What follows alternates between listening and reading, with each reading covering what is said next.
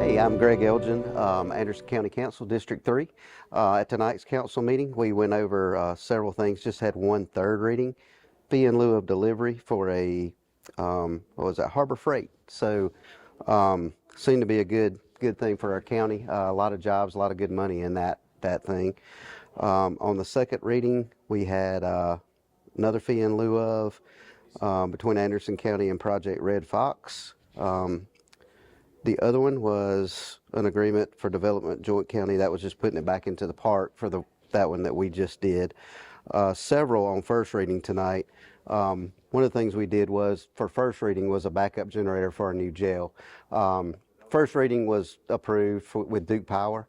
It was going to be over 80 months. They were going to handle all the maintenance on that. I think at the end of the contract it would be turned back over to the county. Per our county attorney, they looked at several different things with this through Duke Power. They would be the one that would be in charge of making sure that, you know, it was serviced every month, made sure it did ran. As you know, with a jail full of that many people, we do have to have power. There's no way that, you know, if something happened, you know, we can't be without power. So that way at least we know it would be serviced and you know, in good running condition when we actually needed it. The other one was, we did do a first reading for intergovernment agreement between the City of Belton and Anderson County. As you know, the county took over Anderson County Sheriff's Office, went into a contract with Belton City to provide law enforcement services some time back. That left the city without a code enforcement department.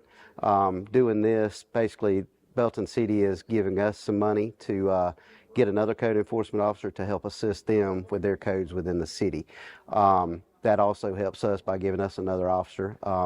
Also, of course, helps them as well. Their first plan was to kind of use an employee there at the city to kind of do that kind of thing, but this seemed a better option. We have more people, more resources to help the City of Belton out with that, so I believe that was a good deal. We went over a couple things as far as the Planning Commission stuff. One of them was, under first reading, to provide a 100-foot undisturbed area around the boundary of any new subdivision. And basically that was for more or less drainage issues, that kind of thing.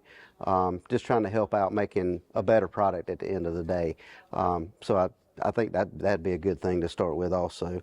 Also, we have, under also first reading, also pertaining to kind of the same thing, when a subdivision or plan comes before the Planning Commission, if it's turned down, this would be that there has to be something sent in prior to them coming back with the same basic plan, and just bringing it back for the Planning Commission. Basically, this is kind of to keep from more or less wasting time in the meantime. That way they have to submit the changes before it actually comes back to the Planning Commission. Again, just saving time, saving people from having to come up here and speak to the Planning Commission, the Planning Commission kind of having to hear the same thing over again. Another fee in lieu of, and this was E&I Engineering. I believe they're already here in Anderson County, basically changing or being bought out by another company, kind of changing some things up. So this is just a change in something that we already have with a company that's already here.